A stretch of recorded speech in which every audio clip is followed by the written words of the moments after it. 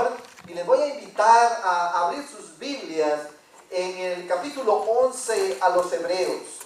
Hebreos capítulo 11, los versículos 20 al 22. Hebreos 11, 20 al 22. Vamos a proseguir con nuestro viaje en la fe durante unos 3-4 domingos más. El próximo domingo quiero hablar sobre la relación entre fe y la palabra de Dios. Para los que no sepan, en septiembre se celebra a nivel mundial el Día de la Biblia.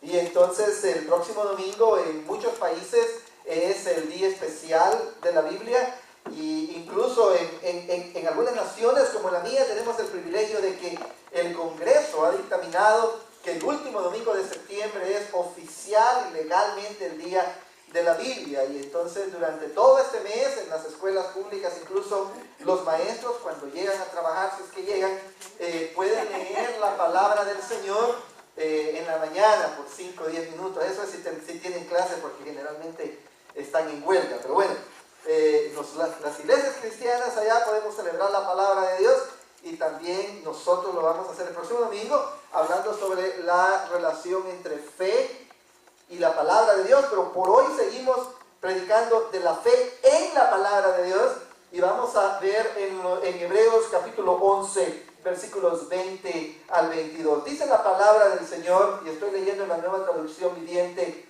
Dice: fue por la fe que Isaac prometió a sus hijos Jacob y Esaú bendiciones para el futuro. Fue por la fe que Jacob, cuando ya era anciano y estaba por morir, bendijo a cada uno de los hijos de José y se inclinó para adorar apoyado en su vara. Fue por la fe que José, cuando iba a morir, declaró con confianza que el pueblo de Israel saldría de Egipto. Incluso les mandó que se llevaran sus huesos cuando ellos salieran. Padre, hemos leído tu palabra. Te rogamos en el nombre de Jesús que nos ayudes, Espíritu Santo de Dios, a interpretarla, a exponerla, a entenderla y a vivirla de la mejor manera. En el nombre de Cristo. Amén. Muy bien. Hay 3 cosas que yo quiero que aprendamos de nuestro texto respecto a la fe verdadera y lo que esa fe va a ocasionar en nosotros. En cada una de ellas vamos a hablar de cómo la fe que tenemos en Dios afecta nuestra actitud hacia el futuro. Yo no sé ustedes, pero vivimos en un tiempo donde el futuro no parece muy prometedor. No solamente en los Estados Unidos, sino que alrededor del mundo. Si hablamos de las familias, las situaciones familiares no se miran muy prometedores. Los índices de abuso familiar, los índices de abuso infantil, los índices de divorcio, los índices de falta de felicidad, todos los índices que miden el aspecto familiar, cada día más y más van en decadencia. La economía va de mal en peor. Cada día se produce menos, la empresa privada está cada día menos existente, los gobiernos a nivel mundial están creciendo, y obviamente cuando los gobiernos crecen y la empresa privada se hace pequeña, terminamos irremediablemente como Grecia o como España. Porque solamente la empresa privada produce dinero, el gobierno simplemente gasta dinero. Entonces la economía no va muy prometedora tampoco.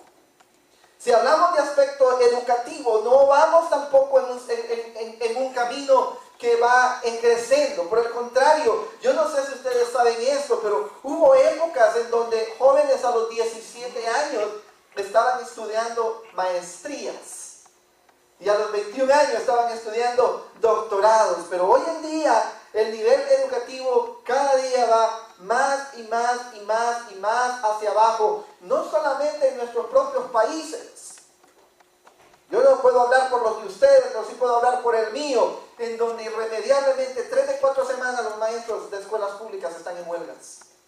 Y muy pocos pueden acceder a la educación privada. Mis sobrinas van a escuelas privadas en Honduras y déjenme decirles, la mensualidad son 3,000 lempiras por cada estudiante. Y yo sé que cuando pensamos en dólares son unos 150, 180 dólares, de repente que lo podemos pagar, pero allá no se ganan dólares. ¿Me explico? Y entonces cada vez es más complicado. En nuestro propio país, aquí donde vivimos, en los Estados Unidos, hubo una época donde nuestros ingenieros eran los número 1, número 2 en el mundo. Hoy están en el número 27 en el mundo. Y desgraciadamente muchos de los muchachos están más interesados en pasarla bien y en divertirse que en estudiar, invertirse mentalmente para sacar adelante la nación en que estamos. Jóvenes, ustedes que están aquí, sean diferentes. Sean diferentes, busquen ser lo mejor. Nada de malo con buscar ser lo mejor, el mejor ingeniero, el mejor electricista, el mejor mecánico, la mejor doctora, el mejor técnico, el mejor vendedor, para la gloria de Dios. Déjenme decirles, el futuro no parece muy prometedor. Pero déjenme decirle algo, los cristianos no vemos el futuro a la luz de los índices humanos. Déjenme decirles algo también. Para Isaac, para Jacob, para José, el futuro tampoco se miraba muy prometedor. Abraham salió de Ur de los Caldeos, ¿se acuerdan ustedes que hablábamos el domingo pasado? Y cuando estos hombres están viviendo en esta época, están viviendo en una tierra que no es la de ellos. ¿Les parece parecida esa historia? Cada uno de nosotros vive, o la mayoría de nosotros vive en una tierra que no es la nuestra. Y aún muchos de nuestros niños que han nacido en esta nación y que es su tierra, para muchos de ellos se sienten extraños en su propia tierra, ¿cierto? Debe decirle algo, la Biblia es relevante, la Biblia es actual, es para usted y para mí hoy. Estos hombres de los que hemos hablado, Isaac, Jacob, José, vivieron en una tierra que no era la de ellos, en una economía que no era ni siquiera tan próspera como la nuestra. Eran comunidades agrícolas donde tenían que depender de sembrar. Y si ustedes han visto fotos, quizás alguno ha sido bendecido de ir a Israel. Yo por foto lo conozco. Ustedes pueden ver que toda esa tierra de Canaán es árida. Y había mucha sequía en ese tiempo. Y no había penicilina para curar la más simple infección. Y la gente tendía a enfermarse también. Por eso es que cuando la Biblia nos habla de que fulano o sutano vivió por muchos años, en primer lugar nos lo menciona porque era la excepción y nos lo menciona porque era obra de Dios que esa gente viviera por tantos años para reproducir la raza humana bajo la línea que Dios quería que se reprodujera. Pero mis amados hermanos, esta gente, su fe bíblica lo impulsó a ver el futuro de una manera diferente. Si usted se fija en estos 3 versículos que leímos, dice que Isaac prometió a sus hijos, Jacob y Esaú, bendiciones para el futuro. Dice el verso 20. El verso 21 dice que Jacob, cuando era anciano y estaba por morir, bendijo a cada uno de los hijos de José. Eran 2. Y a los de él también, pero a los de José, a sus nietos. Y se inclinó para adorar. Aún ante el futuro, Jacob adoró. Y fue por la fe que José, cuando iba a morir, declaró que cuando salieran de Egipto se llevaran sus huesos. ¿Se está fijando usted? El futuro para ellos no era un problema. Ellos no miraban el futuro como ¿dónde van a vivir nuestros hijos? ¿Qué tribu los va a venir a atacar? Porque en ese tiempo lo común era que tribus atacaran a tribus. Casi siempre andaba en guerra. Déjeme decirle algo. Yo le doy gracias a Dios que me hizo vivir en esta época, porque si hubiera vivido en la época de estos guerreros que levantaban espadas y flechas y todo lo demás, yo no hubiera vivido por 25 minutos. Yo hubiera sido el primero en que se iba a morir. Esa era literalmente la ley del más fuerte. Debe decirle algo. Lo primero que yo quiero que aprendamos en esta mañana es que la fe bíblica nos impulsa a actuar seguros que Dios obrará en el futuro. Hebreos nos enseña que Dios es el mismo ayer, hoy y por los siglos. Y Hebreos en el capítulo 3 nos enseña que Dios dice que Él es el que le promete a sus hijos que no nos dejará ni nos abandonará. Dice que Él estará con nosotros. Jesucristo le prometió a sus discípulos: he aquí, yo estoy con ustedes todos los días hasta el fin del mundo. Y muchas veces cuando vemos nuestro futuro y pensamos en cómo vamos a pagar nuestras deudas, déjeme decirle, estaba pensando en cómo Dios provee para absolutamente todas las cosas. Cuando yo tenía 14, 15, 16 años, yo sé, hace muchísimos años, hace 34 años tenía 14 años, imagínense usted. Sí, tengo 48, voy a cumplir 49 en noviembre. Déjeme decirle algo, en esa época yo miraba como todas mis compañeras, especialmente, parece de que las niñas son más caras que los varones, ¿verdad? Ellas siempre andaban con maquillaje, con cartera y con zapatos diferentes y con falda. Yo decía, híjole, cuando yo crezca, yo no quiero tener niñas porque son caras. ¿Y de dónde voy a sacar dinero? Y mire usted cómo Dios tiene un buen sentido del humor. Eso es correcto. Y entonces yo las veo y yo sé que no me sobra, pero gracias al Señor, por lo menos pueden ir a Old Navy y comprarse una faldita, una blusita de que les guste. Y yo las miro y digo, bueno, Dios está proveyendo y ni siquiera sé de dónde. Hay veces, yo soy de los que le digo a mi esposa, tenemos dinero en el banco, ni siquiera le digo cuánto, porque a mí me da miedo ver la cuenta. ¿Sí? Soy de eso, así que me preocupo, digo, ¿será que tenemos para pagar esto? Yo le digo, tenemos dinero. Y ella nunca dice, no, yo no tengo valor para chequear, ¿sí? Para tratar como a saber, ay, vamos y vemos, hey, sí tenemos, sí, qué bueno. Gloria a Dios, déjeme decirle, cuando yo miraba mi futuro, cuando estaba pequeño, lo miraba bien oscuro. Bien oscuro. Los que son de Tegucigalpa saben lo que es nacer en el barrio Morazán. Vivir en la bajada del barrio Morazán. Lo más que uno puede aspirar ahí es a que lo contrate un equipo de fútbol. De toda la gente. Si no lo contrata un equipo de fútbol, vaya a vender carne en el estadio. Ese es el futuro que uno tiene. Y cuando veo cómo Dios nos ha prosperado, no nos ha faltado nada, puedo decirles que al ver cómo Dios ha obrado hacia atrás en mi vida, puedo ver hacia adelante y con temor y temblor puedo confiar que el futuro de mis hijas, el futuro de mis nietos o nietas está garantizado. No por quien gane las elecciones en noviembre, no por quien sea quien dé esto o no de aquello, sino porque Dios sigue estando en su trono y tenemos sus promesas. Amén. Estos hombres, mire que llevaron a Isaac y a Jacob a bendecir a la siguiente generación. A bendecir, a hablar bien, a decir, Dios te va a usar. Dios te va a proveer. Dios te va a prosperar. Dios, esas eran las palabras que salían de la boca de esta gente. No porque creyeran que había poder en sus propias palabras. Eso es muy moderno. Esa es una tontería muy moderna. Gente que cree que si ellos confiesan algo, las cosas pasan como que si tuvieran poder ellos para hacer nada. No. El único que tiene poder para hacer lo que habla es Dios. Y nuestra función es confiar en lo que Dios ha prometido, en lo que Dios ha dicho. Y nuestra función es bendecir a nuestros jóvenes, a nuestros niños, a nuestros hijos, a nuestra iglesia, a nuestros hermanos, a bendecirlos, no porque yo pueda bendecir, sino porque conozco a aquel que sí. Amén, hermanos, están vivos, están conmigo, están gozosos, porque yo no sé cuántos de ustedes vinieron hoy preocupados por el futuro. Quizás preocupados porque un niño nuevo va a venir a la casa.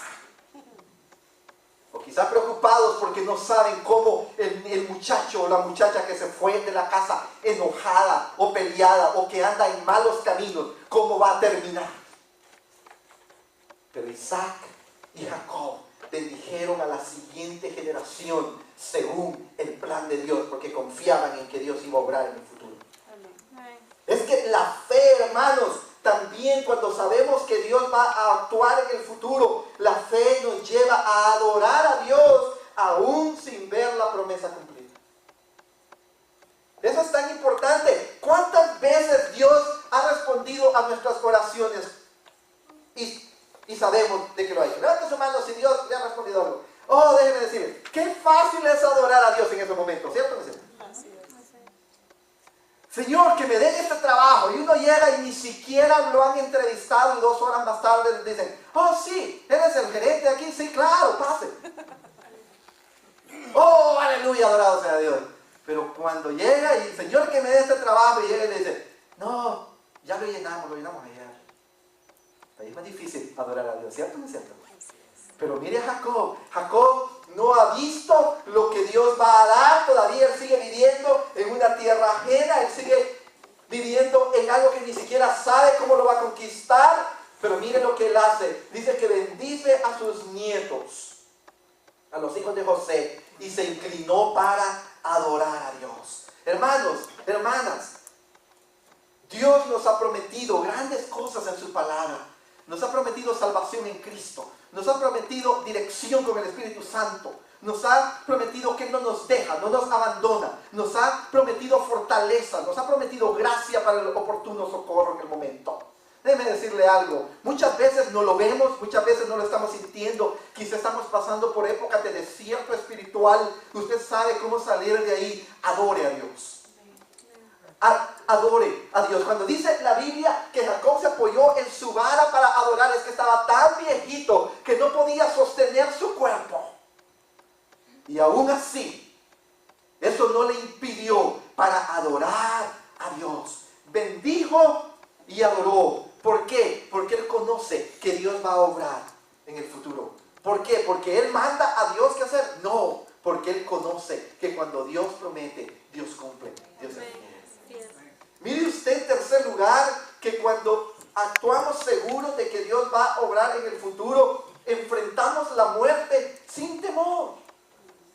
Mire usted lo que dice esta gente. Dice la palabra del Señor que Jacob, cuando ya era anciano y estaba por morir, bendijo a cada uno. Y luego en el verso 22, cuando José iba a morir, declaró con confianza y sigue diciendo, usted sabe que dice la palabra del Señor que la muerte de sus santos es preciosa a los ojos de Dios.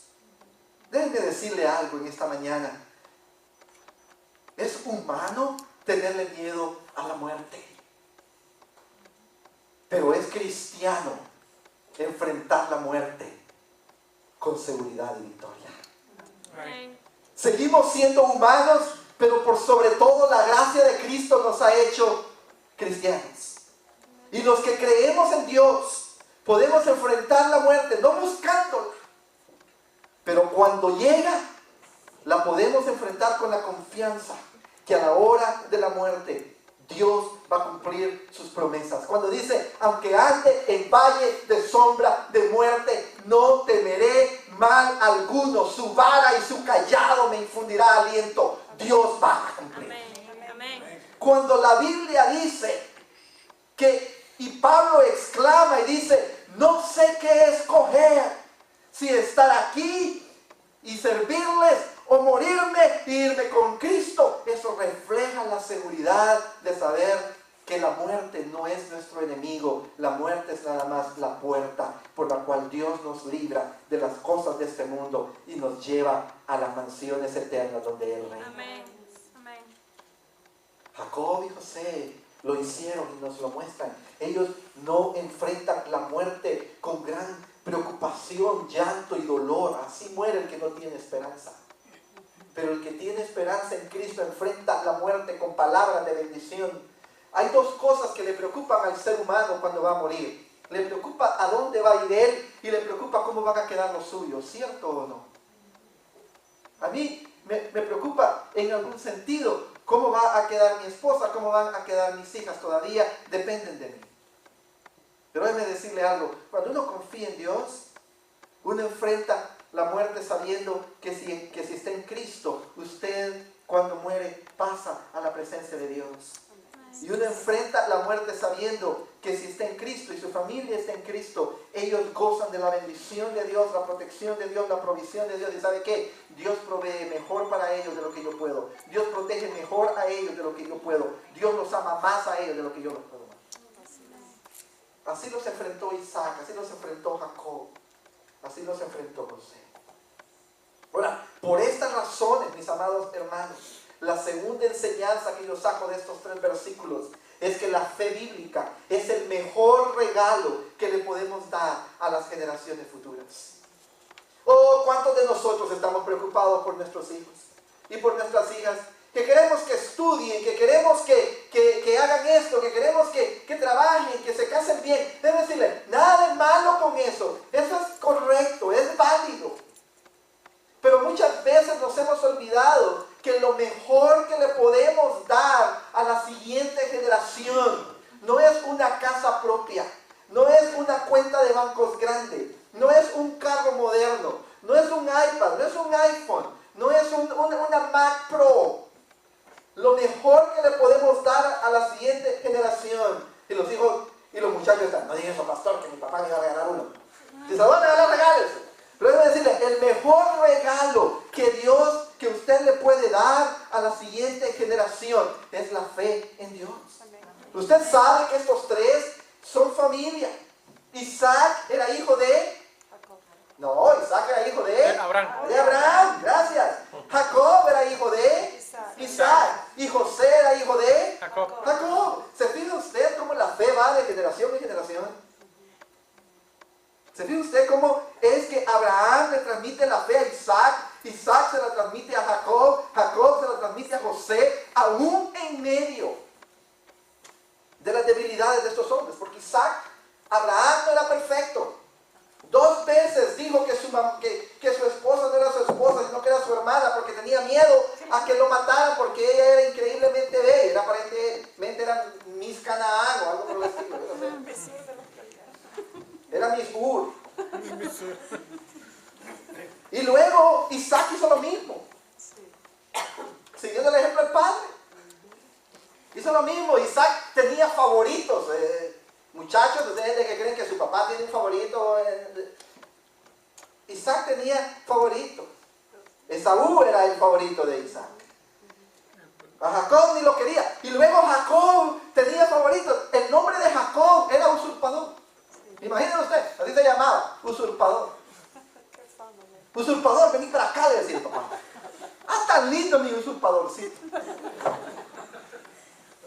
Ese era el nombre de ese individuo.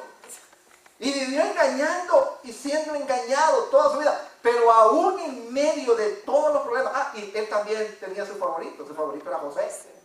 Por eso todos los demás hermanos lo odiaban. Lo metieron en un pozo, lo iban a matar, lo vendieron para deshacerse de él. No lo querían. Qué familita, ¿eh? Imagínate tener una familia así, complicado. Pero aún en medio de todas las debilidades humanas y familiares de esta gente, algo que hicieron bien fue transmitirle la fe en Dios de generación en generación. Y eso es algo que desgraciadamente muchos de nosotros no estamos haciendo con nuestros hijos. No les estamos transmitiendo la fe en Cristo. Usted sabe que solo se necesita una generación para que la fe deje de existir. Si todos los cristianos hoy en día no le enseñamos a nuestros hijos nada de Dios, la siguiente generación estará una generación sin Cristo.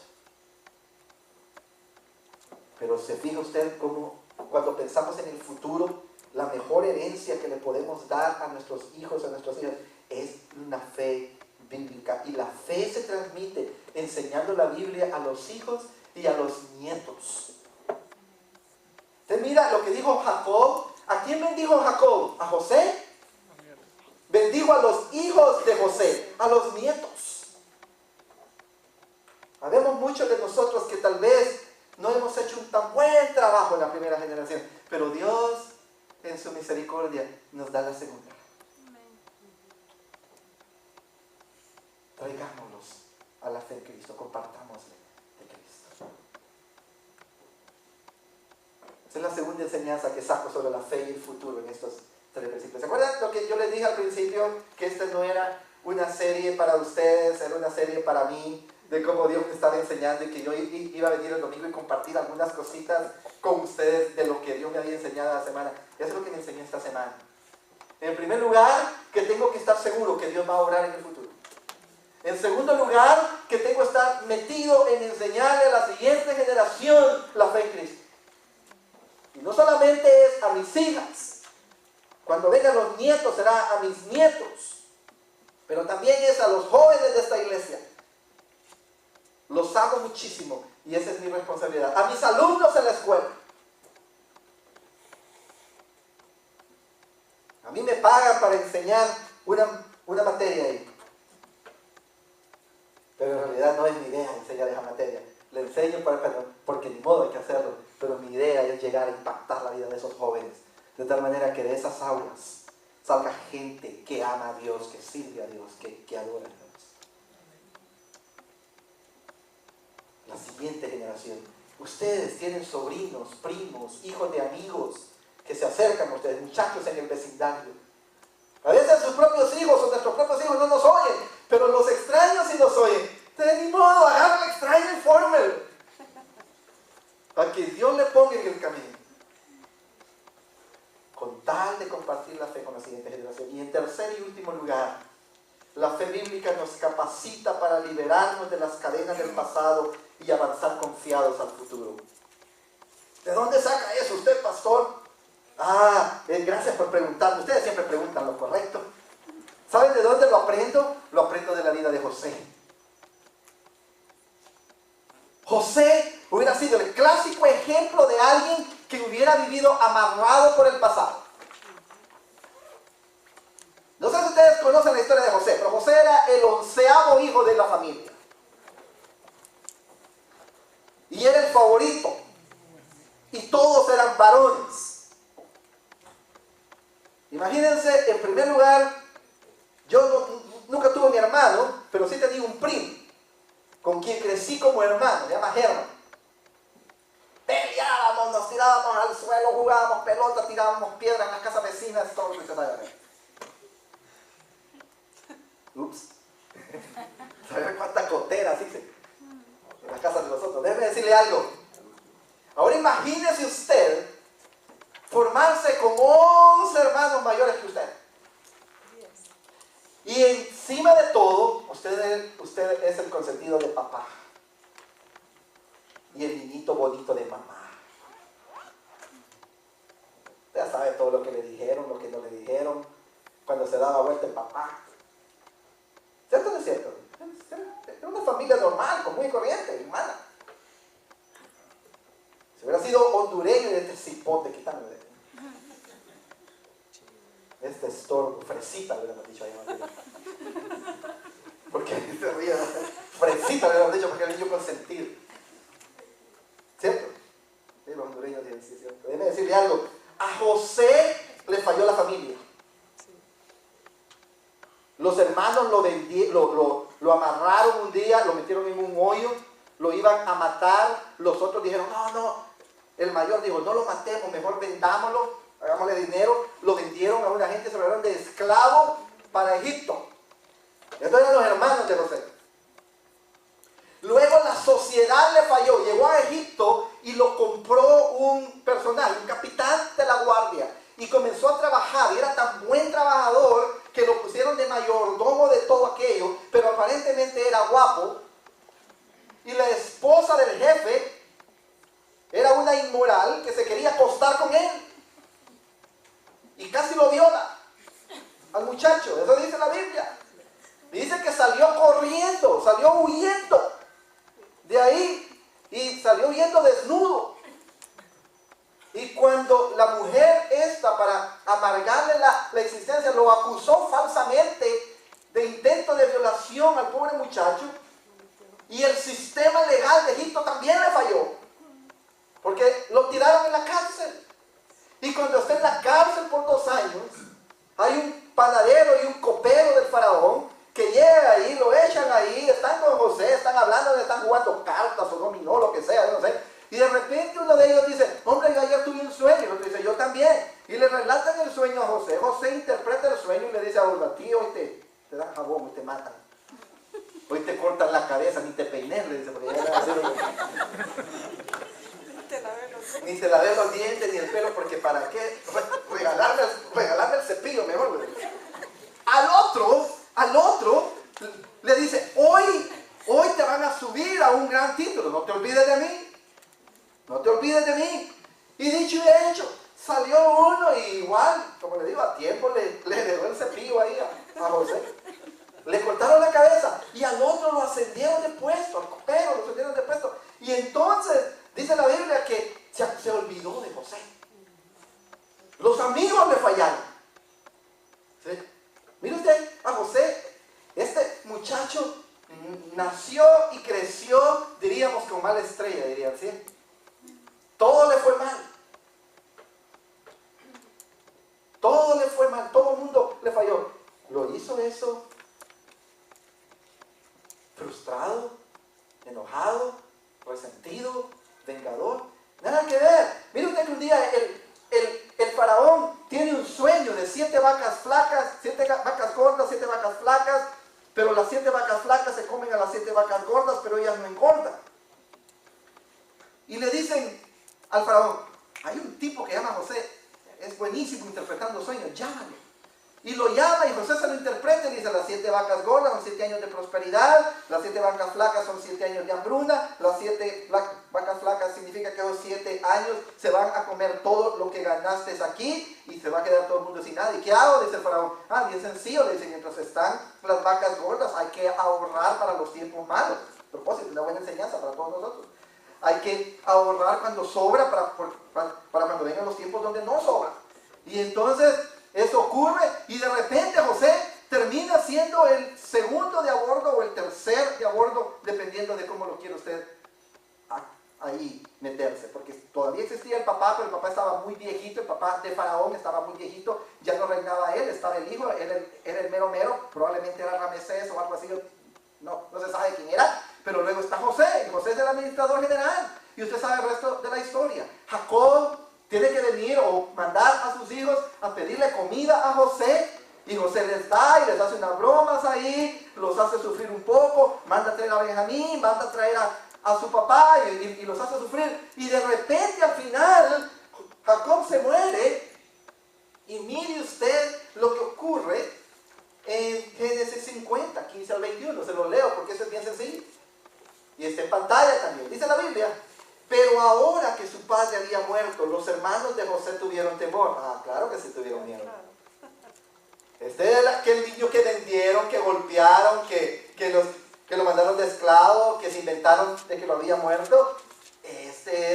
Ahora es el que tiene sus vidas en sus manos. José solo tenía que hacerle así. Y los 11 eran decapitados. Iba a tener 11 cabecitas ahí puestas. Pero mire usted, vienen ellos y se decían, ahora José mostrará su enojo y se vengará por todo el mal que le hicimos. Eso es lo que ellos hubieran hecho. Eso es probablemente lo que usted y yo hubiéramos hecho. Pero mire José, dice la Biblia, entonces enviaron a José un mensaje que decía, antes de morir tu padre nos mandó que te dijéramos, lo cual es mentira a propósito. Por favor, perdona a tus hermanos por el gran mal que te hicieron, por el pecado de haberte tratado con tanta crueldad. Por eso nosotros, los siervos del Dios de tu Padre, te suplicamos que perdones nuestro pecado. Vaya arrepentimiento falso, vaya hipocresía, ¿cierto? Están preocupadas que no le corte la cabeza. Pero mire usted la respuesta de José. Cuando José recibió el mensaje, perdió el control y se vengó. Y los mató. Perdió el control. ¿Por qué?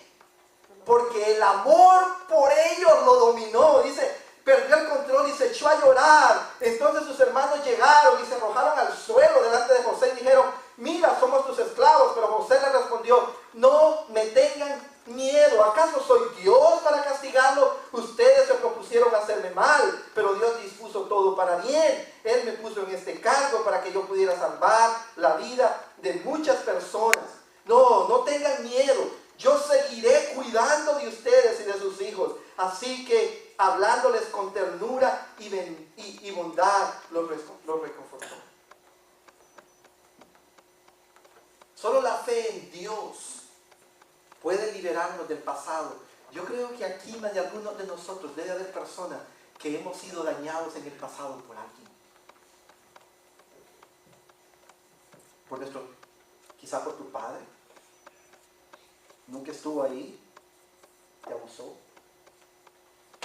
Tu madre, hermano, hermana, alguien en autoridad, maestro, quizá otros pastores.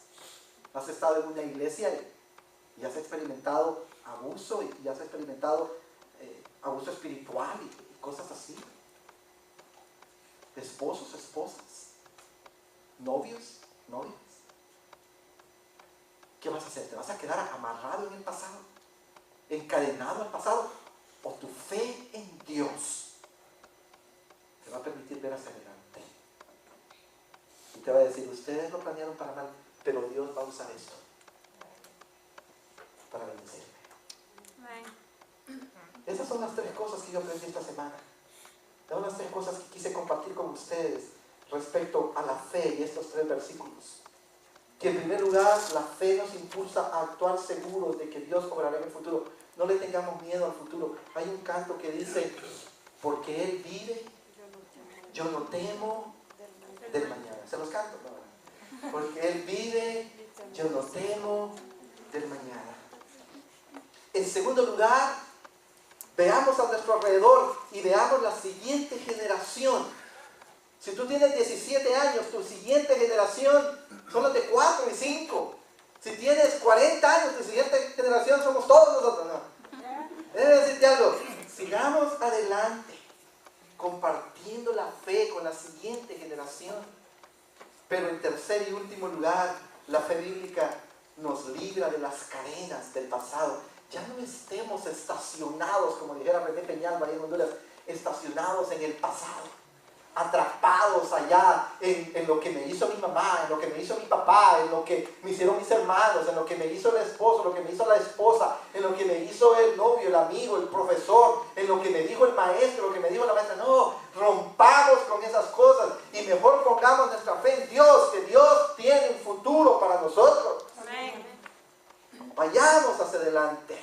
Esta gente no se quedó ahí, al punto que José le dice al final de los tiempos, yo pronto moriré, le dice, pero ciertamente los ayudará y los sacará de esta tierra de Egipto el Señor. Entonces dice la Biblia que José hizo jurar a los hijos de Israel, les dijo, cuando Dios venga a ayudarlos y los lleven de regreso a la tierra prometida, obviamente, deben llevarse mis huesos con ustedes. Y lo interesante es que dice que Moisés hizo exactamente eso. Hermano, hermana, dos cosas para terminar. Primero, un reto. Y el reto es, ¿estás seguro de tu futuro en Dios? Si no lo estás, puede ser por dos razones. Número uno, porque no has conocido a Cristo como tu Salvador personal todavía. O número dos, puede ser porque no estás creyendo en lo que Dios dice en su palabra. Es hora de venir al Señor y orar para arreglar el asunto. Hermano, hermana, ¿qué estás haciendo para impactar la vida de otros, especialmente jóvenes y niños en tu alrededor con el Evangelio? Y en tercer y último lugar, ¿qué cadenas te están atando al pasado que te impiden ir hacia adelante y disfrutar lo que Dios tiene para ti? Ese es mi reto. Lo segundo es una invitación a escuchar a nuestra hermana, que nos va a terminar esta mañana, con un canto. Y ojalá que mientras ella canta, nuestros corazones y nuestras mentes estén en Cristo, estén en Dios, para que de esa forma nuestra fe transforme nuestro futuro.